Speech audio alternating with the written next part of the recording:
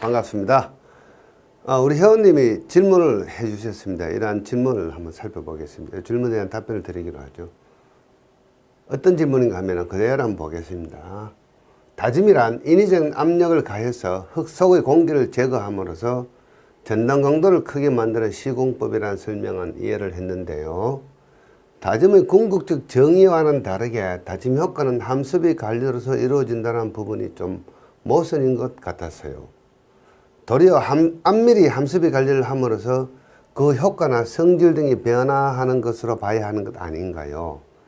다짐이나 암밀히 정의와는 다르게 다짐 효과를 높이는 대책이 함수비 관리라는 부분이 좀 아이러니해서 질문을 드립니다. 이러한 질문이 들어왔습니다. 저도 물론 기술사 공부 처음 시작할 때 현장에서 일만 하다가 대학을 졸업하고 약 한 10년 정도 현장 근무를 한 상태에서 기술사 공부를 시작을 했는데 한 10년 정도 책을 안 보고 있다가 막상 공부를 시작하니까 상당히 어려웠어요. 다짐도 어렵고 모든 게 생소하고 어렵습니다. 대학 다닐 때 여러분들 기사자격증 시험을 쳐서 합격을 했겠지만 대부분 어떻습니까? 공식을 암기하고 계산 문제를 풀고 뭐 이렇게 해서 합격을 했죠. 자, 그러다 보니까 요즘은 뭐 좀 다릅니다. 2차 실기 시험도 있으니까. 그래서 그 깊은 내용을 모르고 문제와 답 위주로 기사 시험을 합격을 하다 보니까 되게 어렵죠. 그래서 이제 여기서 어떤 그 개념이 헷갈린가 하면은 함수비 관리하고 암밀을 한다 그러니까 우리가 암밀을 하면은 물이 외부로 배출되면서 강극수가 솟아내고 암밀 침하가 일어난다. 그런 이야기죠. 그래서 암밀 그러니까 흙속의 강극수압이 생각이 나죠. 어쨌거나 이 둘 다 물이다 이야기지. 물. 많든 적든 물이 관여한 건데 그래서 다짐에서 함수비 관리가 물을 가지고 관리하는 거 아니냐 이렇게 생각할 수가 있는 거죠. 그래서 이 두 가지 개념이 헷갈릴 수가 있겠구나 하는 생각을 저도 해봅니다. 자, 그리고 여러분들이 토목시공 기술사 공부를 하는데 보통 우리는 이렇게 생각을 합니다. 자, 기술사 공부니까 교재를 구입을 해야 되겠다. 그래서 기술사 교재를 구입을 했다. 그 다음에 내가 공부를 오랜만에 하니까 잘 모르니까 학원에 가야 되겠다.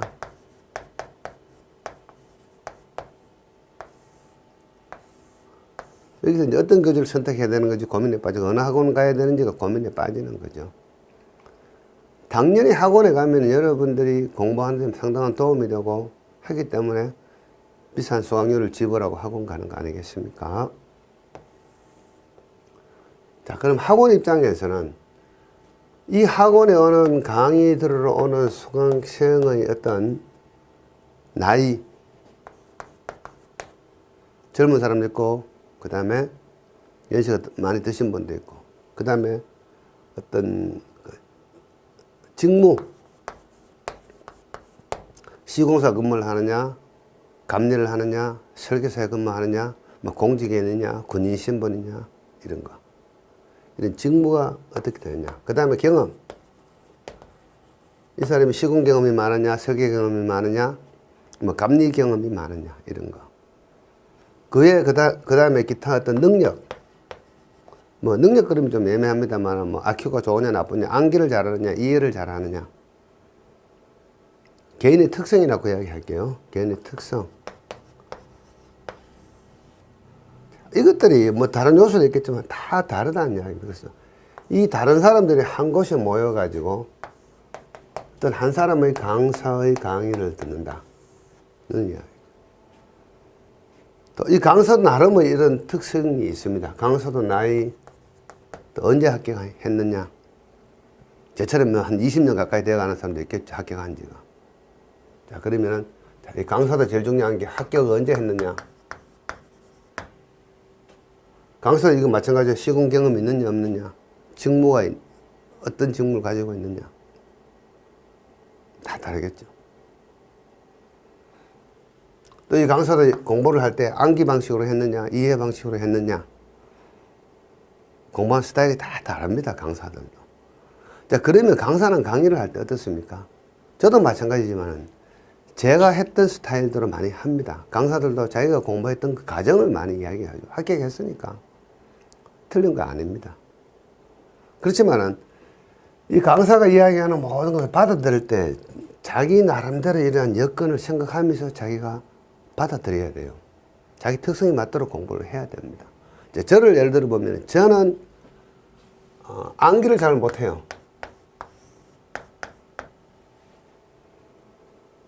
저는 이해를 좀 잘합니다.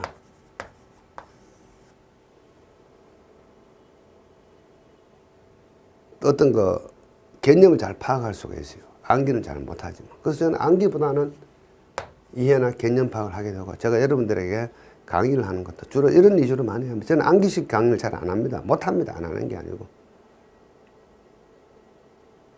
저는 암기식은 어려워요. 저도 공부를 하다 보면 암기가 많은 파트는 아예 공부를 안 해버려요.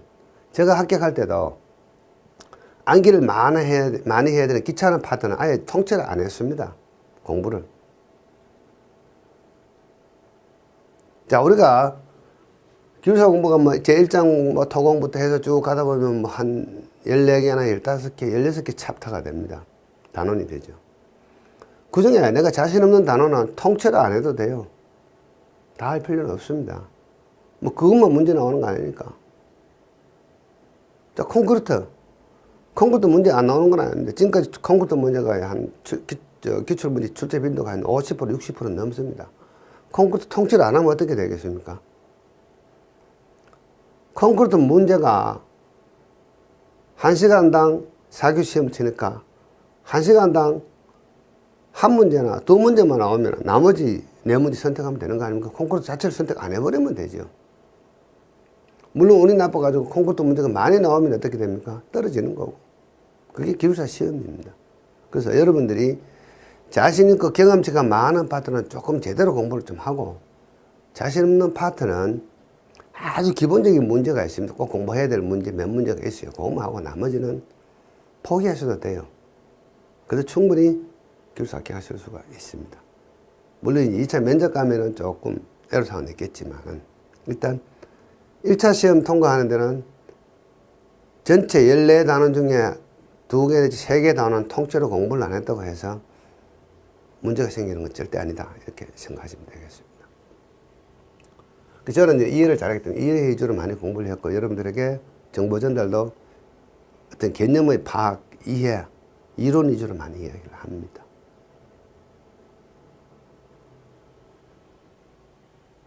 저는 그렇게 뭐 기술사 공부는 어렵게 고생을 하지 않았습니다.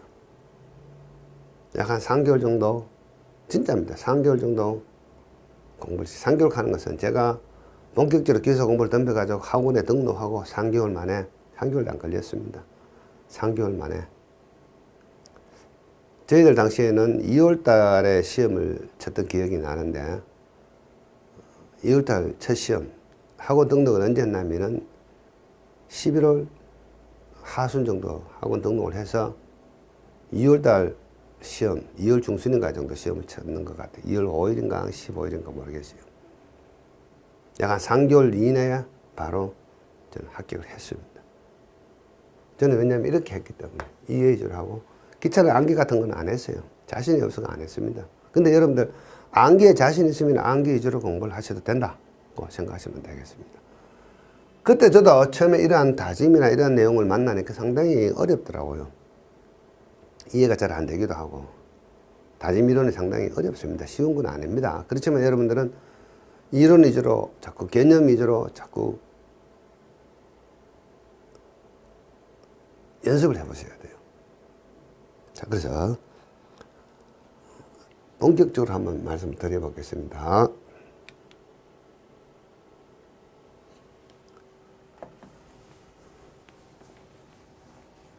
다짐의 개념을 살펴보면은, 다짐은 흙 속의 간극을 없애주는 행위다. 이때 간극은 공기가 될 수도 있고 물이 될 수도 있다. 다짐에서는 공기로 보고, 공기가 완전히 빠진 상태를 영공기 상태로 가는데, 이것은 이론적인 거고 100% 공기는 빠질 수는 없다. 그래서 여러분들 다짐편에서 공부를 하시게 되겠지만은, 다짐을 하게 되면은, 자, 함수비가 있고 간마디 건조 밀도가 있습니다. 그래서 다지면 몰드에 콩콩콩콩 다져가면서 시험을 합니다. 그래서 함수비를 요 정도 두고 시험을 하니까 이때 건조 밀도가 요만큼 나오더라. 요 정도 크기. 또 함수비를 좀 높여보고 시험을 해보니까 건조 밀도 크기가 이 정도 크기가 나오더라. 또 함수비를 좀 높여보고 시험을 해보니까 건조 밀도 크기가 여기 나오더라. 어느 정도 건조 밀도가 커지다가 함수비를 계속해서 증가하는 거. 이번에는 이제 건조 밀도가 증가하는 것이 아니고 건조 밀도가 감소하더라. 또 함수비를 증가해보니까 건조 밀도가 감소하더라. 이것을 그래프로 그리는 것이 이런 다진 곡선이 된다. 여기서 여러분들 생각하셔야 될 게, 이 공학은 단순하게 1 더하기 1은 2다, 1 더하기 2는 3이다, 1 더하기 3은 4다. 이렇게 해서 함수비가 늘어나니까 밀도가 늘어난다. 함수비 늘어나니까 밀도가 늘어난다. 함수비 늘어나니까 밀도가 늘어난다. 함수비 늘어나니까 밀도가 늘어난다. 끝없이 이렇게 되지는 않는다는 이야기. 수학적으로, 상식적으로 생각하면은 함수비가 늘어나면은 밀도가 늘어나니까 이 곡선은 계속해서 갈 거 아니냐. 여기서 생각해보면. 이렇게 생각할 수가 있겠죠. 단순하게 어떤 문구나 어떤 관념적으로만 생각하면 그렇게 된다는 이야기입니다. 그런데 시험을 해보니까, 실내 시험을 해보니까 어떤 함수비를 지나니까 이번 오히려 건조 밀도가 감소한다. 이렇게. 시험의 결과죠, 이게. 시험의 결과. 이 시험의 결과도 꼭 일정하지 않습니다. 허가의 종류라든가 어떤 그날 상태라든가 여러 가지 어떤 그 여건이 다 다르죠. 이 실내 시험 기준을 적용하는데 똑같을 수는 없습니다. 현장마다 토질이 다르고 다 다르죠. 근데 근사적으로 또는 일반적으로 거의 대부분 이런 곡선을 갖더라. 이렇게 생각을 하는 거죠. 시험 해보니까. 그래서 여러분들은 이 시험 결과가 이렇다. 그래서 이 함수비를 관리한다는 개념은 이 함수비를 이렇게 관리한다는 이야기. 함수비를 적게 할 거냐, 많게 할 거냐, 흙 속에. 그 함수비를 관리해야 된다. 그래서 함수비를 관리하기 위해서는 건조 밀도가 가장 큰 곳에서 관리하겠다. 그 한마디 맥시멈. 건조 밀도가 가장 큰 곳에서 함수비 관리를 하겠다. 근데 우리가 요점을 딱 찾지는 못하겠죠. 자, 요때 이 함수비를 OMC라고 이야기합니다. 최적 함수비. 최적의 함수비다. 최적 함수비는 건조 밀도가 최대가 될 수 있는 함수비다. 이런 뜻이죠. 그래서 찾지는 못하니까 약 한 시방 밀도의 한 95% 정도는 만큼 관리를 하겠다. 그러면은 여기에 해당하는 이 범위가 현장에서 관리해야 될 함수비 범위가 되는 거죠. 통상 이것은 OMC에서 마이너스 플러스, 그래서 OMC에서 플러스 마이너스 2% 또는 3% 정도 해서 이 범위를 우리가 현장에서 관리하고자 하는 관리 함수비죠. 함수비 관리 범위에 해당된다. 그러면은 이걸 제대로 흙을 현장에 다져주면은 적어도 밀도는 95% 이상 확보될 수가 있다. 이때 밀도는 상대 다짐도입니다. RC. 노상은, 노체는 90%, 노상은 95% 이런 건 아시죠? 자, 그러면은